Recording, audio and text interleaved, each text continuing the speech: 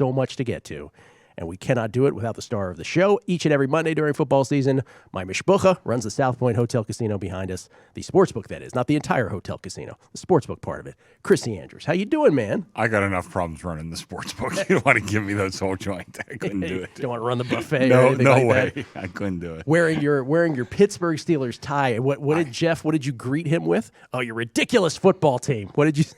The ridiculous Pittsburgh Steelers are going to win the AFC North at this rate. Well, they're a game behind. They're half a game out of the wild card. I mean, they're in the hunt. By the way, I wore this, obviously because the Steelers won, but also a gift just in the last couple days from Roxy Roxbury. Oh, there you go. So shout out to Roxy. If I can't wear this today, when am I going to wear it?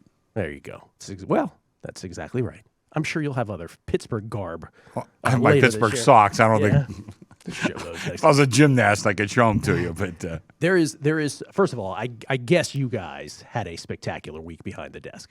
We did. Okay, yeah. So we're talking about an NFL weekend. We'll get to every little detail we can in the next 2 hours.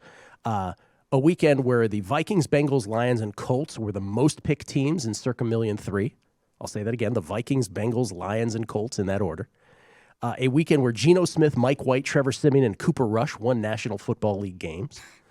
And the Bengals alone in Circa Survivor, and I think this is reflective of most Survivor pools around the nation, took out over 40% of all entrants. When all was said and done yesterday, 44.2% of all entrants were out. There, by the way, are the Circa Survivor eliminations from yesterday. Look at that, 40.9%, wow.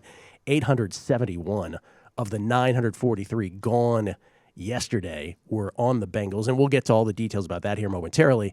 So for the first time, and by the way, the Chiefs, who I'm on in Survivor, that's a whole mess of entries tonight as well. So hopefully no more carnage for those of us who have the Chiefs. But we have finally gotten to the point this year in that where we have fewer entries now than we did to begin last season. We've finally gotten to that point. So tell the whole story. The prize money's a lot more, too. Though. Oh, yeah. Well, there were 4,080 entries this year, and there were 1,390, I believe, to start last year. But there's no time to lose, as they say. Let's go to Thursday night, because there's so much to talk about here. Well, you have arguably the two best games of the NFL season to cover right out of the gate, because the Jets are playing the Colts on Thursday Night Football this week. That's one of the best games of the NFL season? No, the two games involving these teams from yesterday. Yes, for sure. Now I understand what you're saying. Yes, so let's start with the Jets. The Jets beat the Bengals yesterday in the Survivor Carnage game. And for those who had the Bengals, we'll get to the stuff at the end here. But let's just say this, 34-31 Jets. In the first half of this game, the Jets were -3 in turnovers. They were -3 in turnovers in the first half of this game, and they were down 3 points. Mm-hmm. That's when you kind of knew something was going on here with this game. They were up 7-0 in plus territory. Mike White threw a pick. It was returned 65 yards. They did make a goal line stand, but then Mike White turned right around, threw a interception deep in his own territory. That led to a 7-7 tie. By the way, the Jets also in the first half missed a 54-yard field goal. That didn't come back to haunt them. The Crowder fumble late in the half did. That led to a 17-7 Cincinnati lead. White also was hurt midway through the Jets' first drive of the third quarter. Josh Johnson came in briefly. Joe Flacco wasn't ready yet. But here's the deal. The Jets scored on 5 straight possessions between the second and fourth quarters, 3 touchdowns, 2 field goals. With White back in the game, they were down 31-20. He engineers an 8-play, 75-yard touchdown drive. Ty Johnson, 19-yard touchdown catch. 2-point play fails. First play for Cincinnati on the ensuing drive. Shaq Lawson from point-blank range tips the Burrow pass, picks it. 2 plays later, White to Croft for 13 yards. White then catches 2-point trickeration from Crowder, who's been great everywhere he's been. Duke, Washington, Jets. 34-31 Jets, and just like that, we have drama. The Jets stopped the Bengals on the ensuing drive, but with all 3 timeouts and a 2-minute warning left, the Bengals correctly punted the football. Here's where it gets wacky. The first of a myriad of wackiness yesterday in the NFL. With 2:08 left, 2 minutes and 8 seconds left in the game, Cincinnati has all their timeouts. The Jets then try to bail out the Bengals. Elijah Moore on a reverse runs out of bounds. Yeah. With 2:04 left. Yeah. And for those of us who were not on the Bengals in Survivor, like, what are you doing? Then at the 2-minute warning, the Jets false start. So it gets to 3rd and 11 at their own 20. Cincinnati still has all 3 timeouts. Mike White, who had a spectacular game, which we'll get to in a minute, throws it short of the sticks to Ty Johnson, a play that had no chance of converting whatsoever. Ty Johnson then, like any football player might do, lowers his head, and Mike Hilton, the DB of the Bengals, has the horrific luck, apparently, as we learned moments after, of ducking his head at the same time, and is called a flag goes on the field. You're like, oh my God, what is this flag? Unnecessary roughness, helmet to helmet. Horrible call. Horrific. Yeah, horrible call.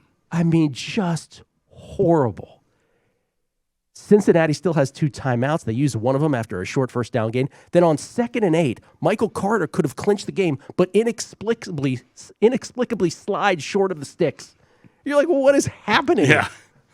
3rd and 1. Then Mike White sneaks the ball. I have no idea to this moment if he got it, but we never saw a measurement.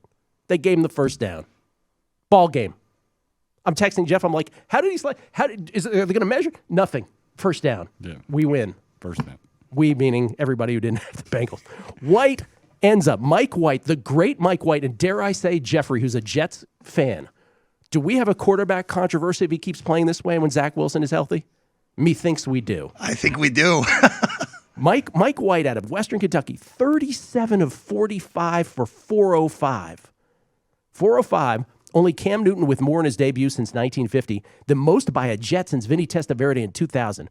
3 touchdowns, those 2 picks I mentioned. Sacked twice. He only threw 8 incompletions on 45 passes. Carter, 15 of 77 on the ground with a touchdown, 9 catches, 95 yards. Crowder, 8 for 84, 511 total yards, and all the while by being -2 in turnovers for the game. -3 in the first half, but -2 in the game. And then there's the Colts. I mean, this is going to take a whole show to do one game. This is the Colts, who lose to the Titans. More on the Titans later, because that's the other thing that happened this morning. Derrick Henry could be out for the year, in case you missed it, which is just so sad for football fans. It's so sad for bettors, which I'll get to also. But Indianapolis, they lose to Tennessee. Indianapolis had a 4th and 2 at the Tennessee 38, barely 2 minutes into the game. They converted. They got a touchdown on a subsequent 4th and goal from the 2. Then 4th and 3 at the Tennessee 40 with 2:59 left in the first quarter. They were up 14-0. They went for it and failed. That led to a Tennessee touchdown drive. So those are some of the fourth down shenanigans of the first half. But while Carson Wentz's ball handling is clearly the most awesome thing I've ever seen, what have we said on this show over and over? He does that whirling dervish Jameis Winston thing, and it just kills him. And at the most important time of that game, 24-24, 1st and 10 at their own 8, with 1:33 left in the fourth quarter, Wentz, one of those things where he shifts it to the other hand, and he just throws it up in the air. Elijah Molden, 2-yard touchdown interception. Is that the worst interception you've ever seen? Yes. I'm 65 years old, been watching football since I can remember. Might be the worst interception I've ever seen in my life. Given the circumstances. Given the circumstances. Yes. Tie game with, what'd you say, a minute? 33. 93 seconds left in the game. 93. At your own 8. Yeah, I mean, that's just so incredibly stupid. Just stupid. But you know what the Colts have up their sleeve, Chrissy? They have perfected the throw the ball up in the air. They've done this 2 weeks in a row. You've talked about this, yeah. They throw it up in the air. More teams should incorporate this. I'm not even joking. Throw it up in the air and have a DB run mindlessly into your wideout and get a big flag, spot a foul. So they did it yesterday, 1st and 10 at the Tennessee 46 with 1:33 left in the third quarter when they were down 17-14. And then, of course, famously, after that horrible pick, a PI in the end zone, 2nd and 10 at the Tennessee 43 with 32 seconds left in the game. And we're going to overtime. Of course, then Wentz throws another pick with 5:56 left in overtime from his own 27. Kevin Byard returns it to the 30. That led to Randy Bullock 45-yard. I heard some guys on the second pick was worse than the first. No. I'm sorry. No, it was not. Yes, Jeff. You know what the bizarre thing from the gambling perspective with the Wentz pick 6? That actually, other than an incomplete pass, a pick 6 was significantly better for Colts bettors than a safety. Because obviously, maybe they don't even get the ball back. That's right. You're guaranteed to get the ball back. Of course, they score a touchdown. And let's face it, you get the ball first in overtime, you're going to win more times than not. The theme of both of those games is that the NFL seriously has to change those 2 rules. The spot of foul pass interference, you have to be able to make it 15 or that. And I know people are like, oh, just what we want, more subjectivity for the refs. I'm sorry, that changes the game too much. I've been saying that for years. Yeah. Should either be, one more decision for the refs, I understand, but either spot a foul or 15 yards and a first down. I've said this to Brent before, Brent Musburger, and he says, yeah, well, now then all the D-backs will just grab him. It'll be a 15-yard penalty over and over. I'm like, that's fine. That's better to me.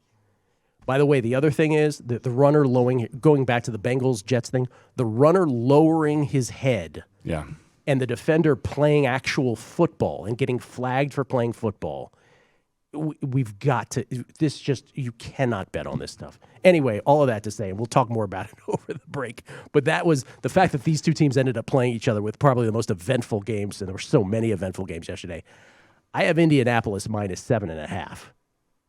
Whoa. You're way low. Am I? Yeah.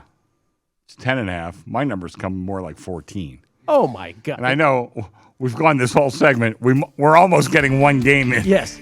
Well, so we'll talk about it after the break. We knew this was going to happen. This thing where the Colts are overrated by the market, yeah, I'll take the Jets. Okay.